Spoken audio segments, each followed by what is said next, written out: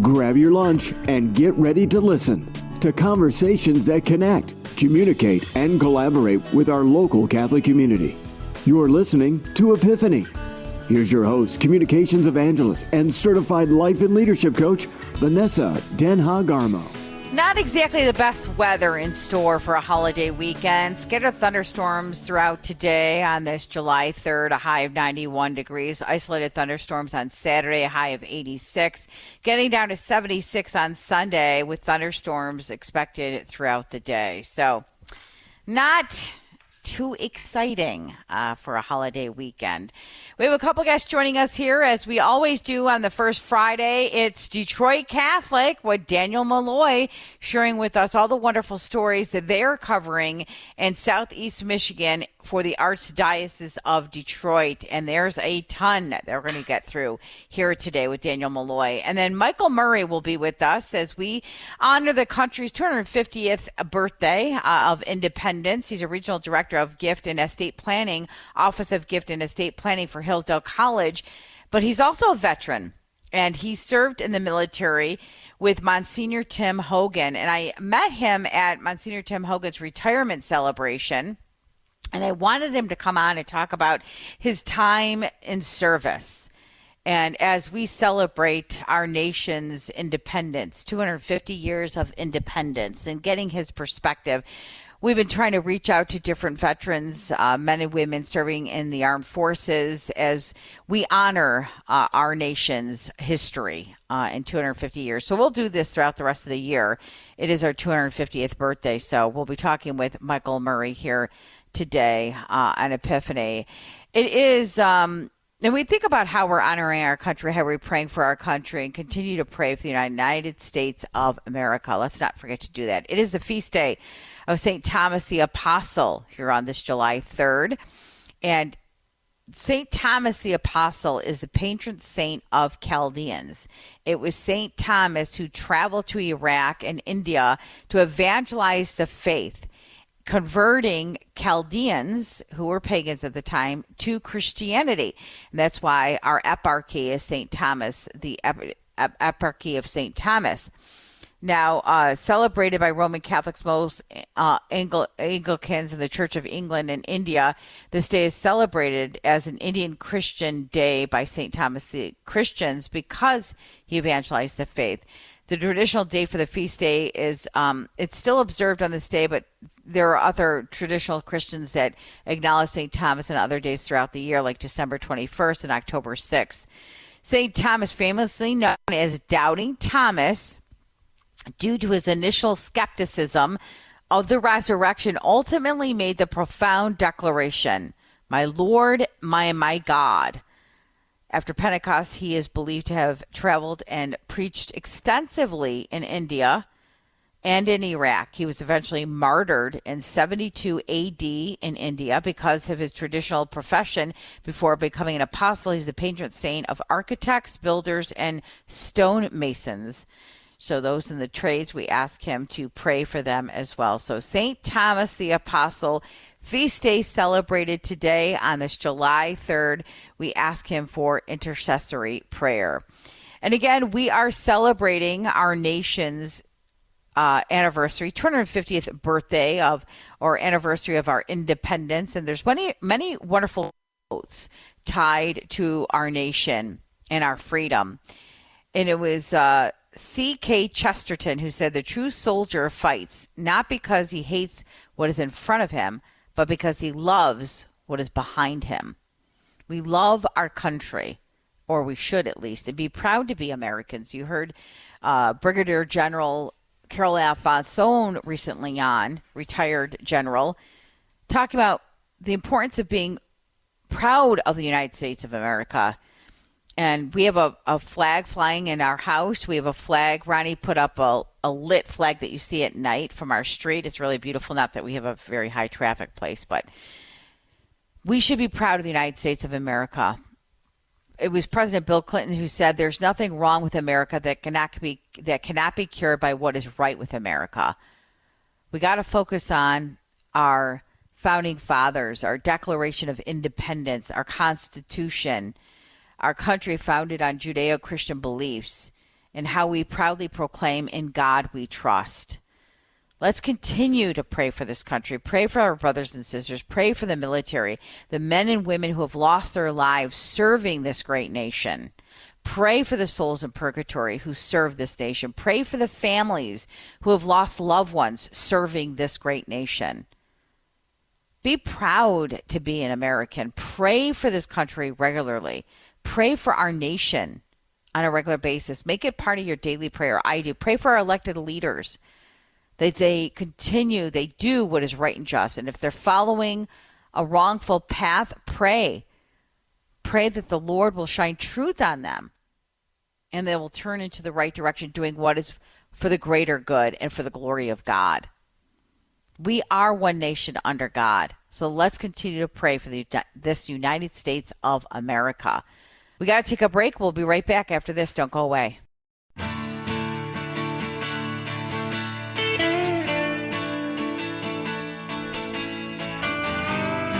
It's First Friday, and that means Daniel Malloy is joining us from Detroit Catholic. And as we were chatting offline, it is the feast day of St. Thomas the Apostle.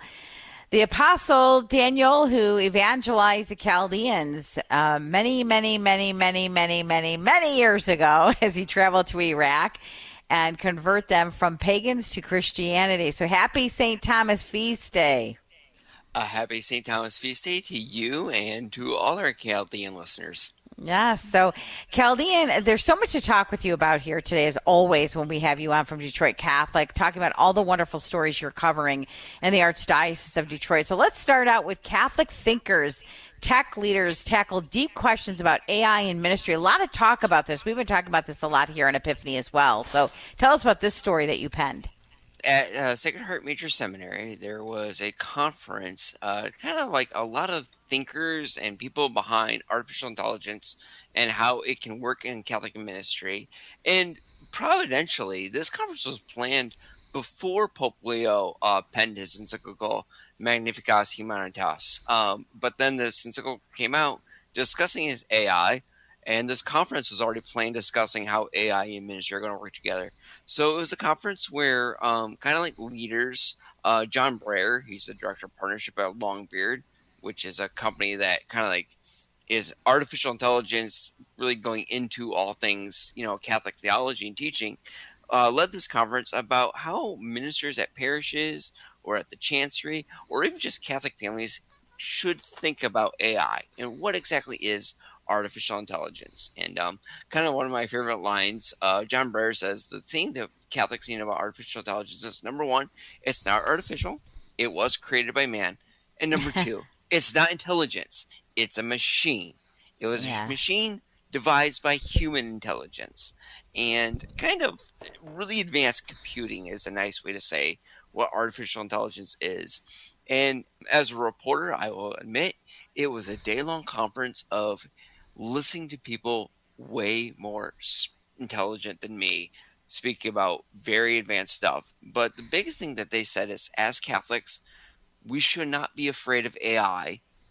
And as Catholics, we should recognize, and this is something that our Holy Father, time and again wrote in his encyclical, we need to recognize the value and dignity of human intelligence and human creativity, even if it is not as productive or as efficient as artificial intelligence. The very fact of the matter that humans made something gives it an unspeakable dignity compared to whatever a computer can do. Mm-hmm.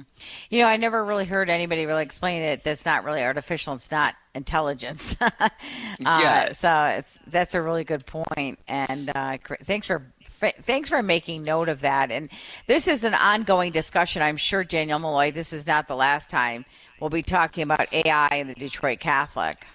Absolutely not. I mean, as someone who works in, a creative field himself, where I use, full disclosure to your listeners, I use Otter, which is an AI transcription service, which it saves me a lot of time when I ever do an interview and just kind of like give me a readout of whatever, we spoke about, that way I can listen to it.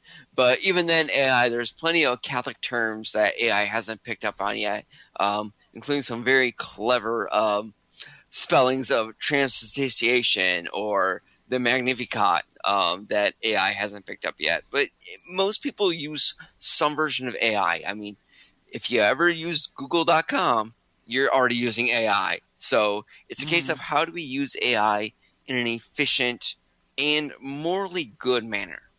Strangers no longer offers proposals to make state more welcoming place to immigrants. What does this mean?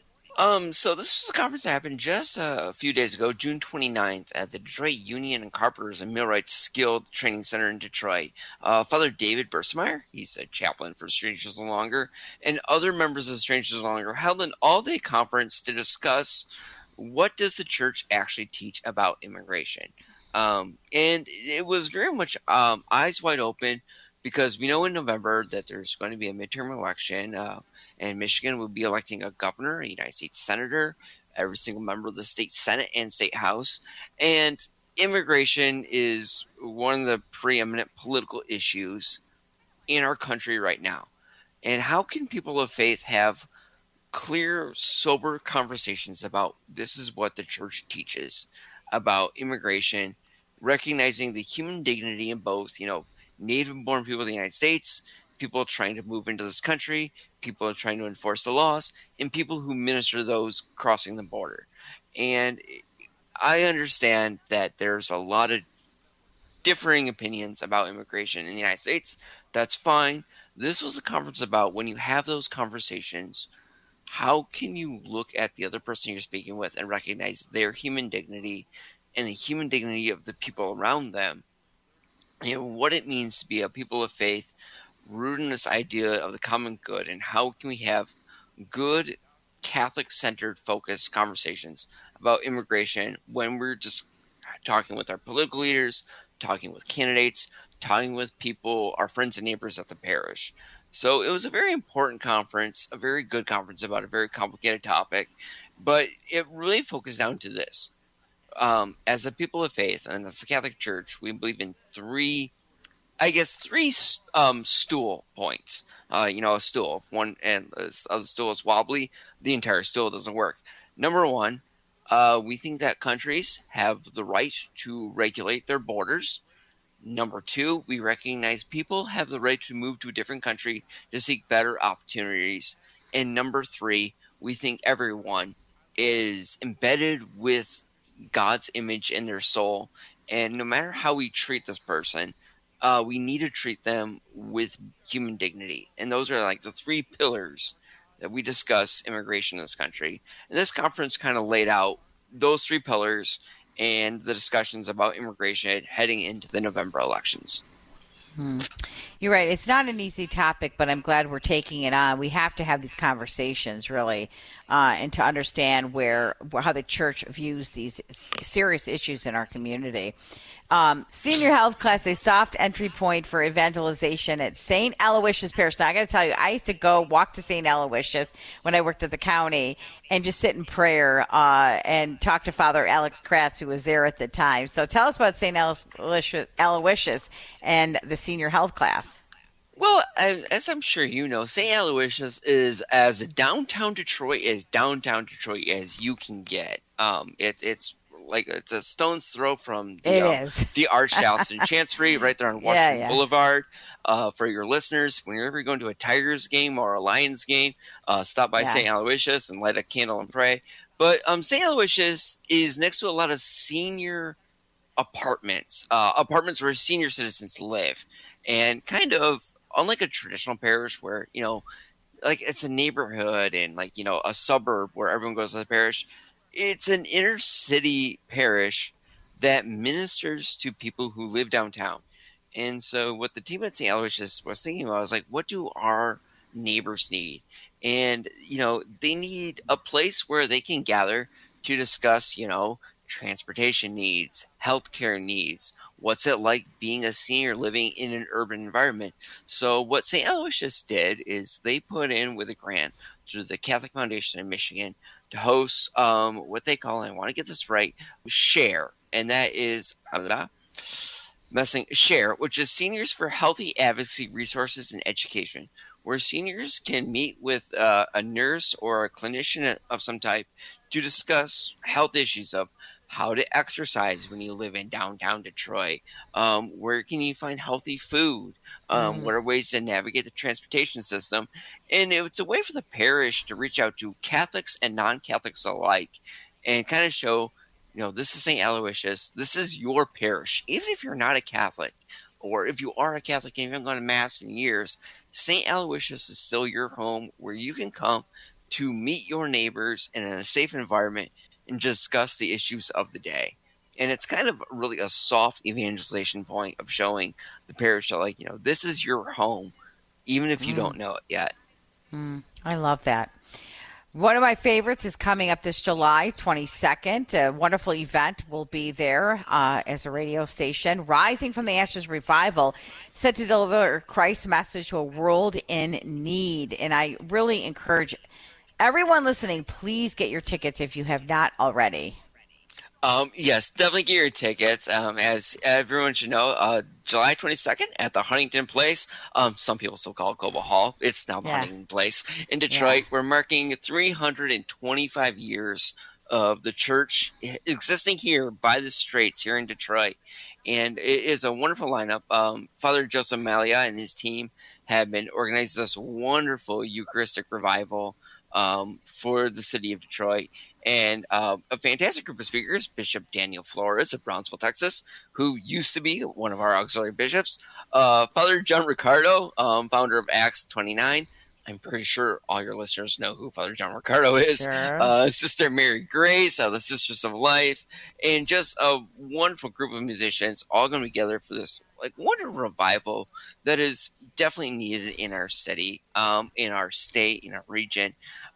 If people go on Detroit Catholic, we have links where people can get tickets, and also wonderful volunteering and opportunities are also available.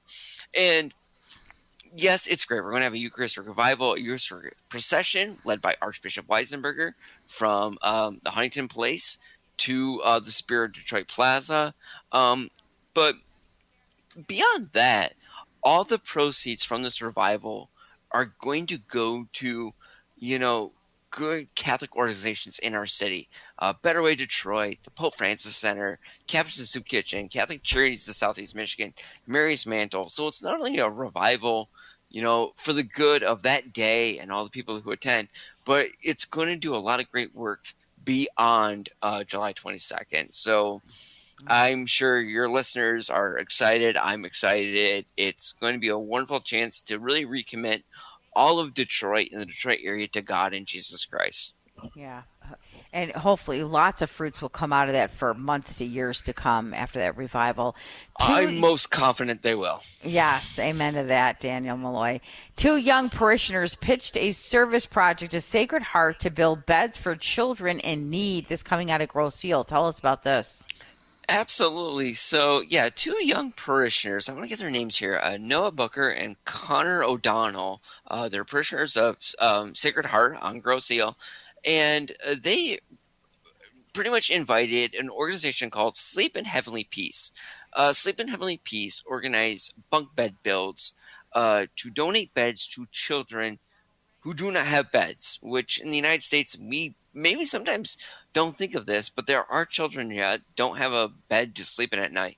So these 2 young parishioners, they went to an event, and then they went to their catechesis at their parish and said, we think this is a great event that the entire parish should get behind. So what happened was on Saturday, May 23rd at Sacred Heart Parish, about 85 parishioners were in the social hall at Sacred Heart Parish, drilling boards together and making these bunk beds. And, they secured a $5,000 grant from their Grosse Ile Education Fund to afford this service project. And what started out was something that was just going to be for the kids in catechesis class turned out to be an event for the entire parish to come together and build beds for children who need beds. And it's kind of like a great story of just how 2 young people can get an entire parish together to do something for the good of the community. And if your listeners can kind of go on Detroit Catholic and see these photos of young people and older parishioners just, working with drills and saws and planks of wood, building these beds together, and getting an entire parish in one day, kind of like being a force for good. Yeah, it's wonderful. I've seen other parishes do that, and I love to see young people really initiate such a project. Pope Francis Center redoubles food aid as demand rises, spends clothing service. Tell us about this. This is a Yes. testament to our times, right? Yeah, I mean, this was kind of an update from Father Tim McCabe of the Pope Francis Center at St. Peter and Paul Jesuit Church in downtown Detroit. Um, so everyone knows that with inflation and rising food prices, that kind of there is more scarcity in the world right now, and the Pope Francis Center has noticed that more and more people who were kind of on the peripheries of society have fallen into homelessness or fallen into unsteady housing and have been making choices of, do you pay for rent or do you pay for groceries? And if they're paying for rent, they're coming to the Pope Francis Center and they're getting food there. So kind of what their team has done there is that they have really been reaching out to volunteers, reaching out to donors, saying more and more people are coming to our center. So they've been cutting back on clothing. There are other places, the Capuchin Soup Kitchen, Capuchin Service Centers, Better Way Ministries, they also provide clothing. And the Pope Francis Center has been saying, here is where you can come for food. And also, they still have their shower ministry, where people can come take a shower, get a shaving kit, get hygiene kit. But Father Tim McCabe he wrote a letter to the Pope Francis Center supporters calling Serving with Sustainability, saying that they want to keep the center open. In order to keep the center open, they had to cut back on clothing because more and more people are coming to the food pantry. More and more people need a meal. He said that maybe 2 years ago, 180 people would come to the center. Now it's up to 430 people are coming every single day to the Pope Francis Center. So they made some changes. They got rid of the sitting tables. Now it's more standing tables to kind of, for lack of a better term, circulate more people through the room. That way people aren't staying in one center, which is very difficult because not only is the Pope Francis Center a place where people get a meal, it's about 90 degrees in Detroit right now, 98 yesterday. It's where people can be cool and get out of the sun. But unfortunately, it is. And unfortunately right now, due to the rising costs, the Pope Francis Center has sort of had to get away with that. And so what Father Tim McCabe and his team needs is more people to step up with donations, with checkbooks, more people to step up in terms of volunteering man hours to kind of facilitate the care that they need. Because the Pope Francis Center has just done unbelievably good work throughout the city of Detroit. And Father Tim McCabe, this year, the Detroit Grand Prix made the Pope Francis Center one of the recipients of the proceeds that they had from their gala. And, people throughout metropolitan Detroit know the good work the Pope Francis Center is doing. But unfortunately, due to the rising costs of living, rising costs of food, they've really are kind of in a bit of a financial pinch at the moment. And so Father Tim is sort of reaching out to the community saying, if you have a chance, please help us continue the work that they're doing. So we only have a couple minutes left, so we're trying to squeeze in these last two stories. Tell us about St. Andre Bessette opens doors to inclusion program. Yes. So 8 years ago, St. Mary's Catholic Central down in Monroe, they started the St. Andre Bessette Open Doors Inclusion Program. And this is a program that was created to help students of different learning abilities go to a Catholic school, which in the past, Catholic schools, quite frankly, weren't equipped to help students that had, whether it was students with Down syndrome or students with advanced ADHD or students of a sort of physical capabilities attend a Catholic school. So the St. Andre Bessette Open Door Inclusion Program trained students at schools to accompany students of different learning potentials to kind of walk with them day by day, class by class, so that they can be included in a Catholic school.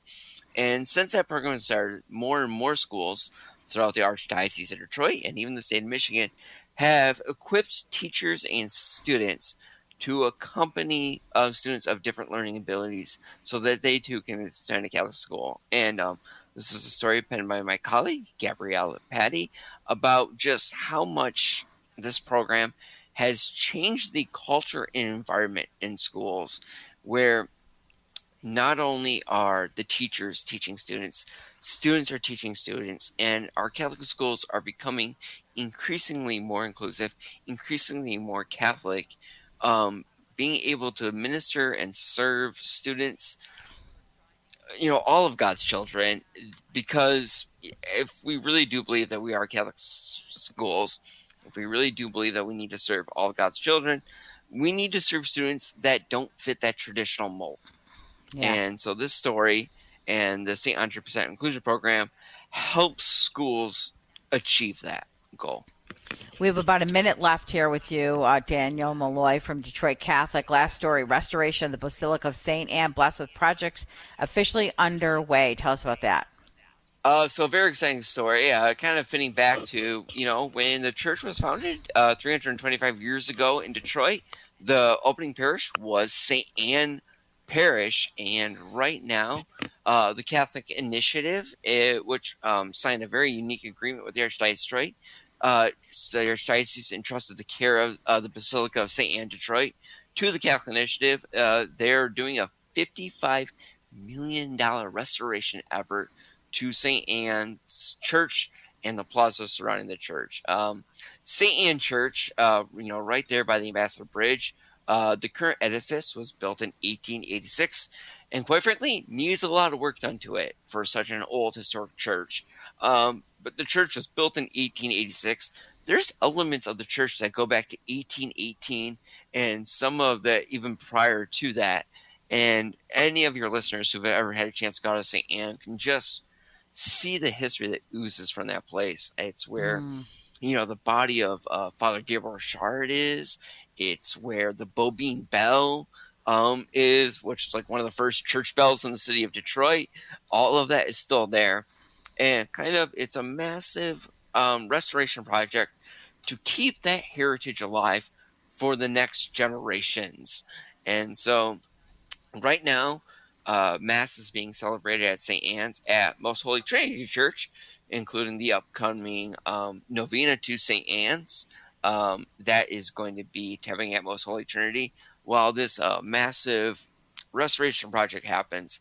I encourage all your listeners to go on DetroitCatholic.com and see some of these photos and just really get a glimpse of just the massive work, the scaffolding that's in the church, and kind of how much of a huge restoration project this is going to be, that is going to keep something alive that's important, not only for St. Anne parishioners, not only for Detroiters, but quite frankly, if you're a Catholic in the state of Michigan, St. Anne is where it all started. That is the first church in our state, and it's just a wonderful opportunity that the Catholic Initiative is doing to keep this historic gem around for generations to come. Daniel Malloy, thank you so much. We ran out of time. Thanks for being with us. First Friday, talking about Detroit Catholic. God bless you, and happy 4th of July. God bless you, and happy 4th of July. Thanks. Stay with us, everyone. We're going to come back after this.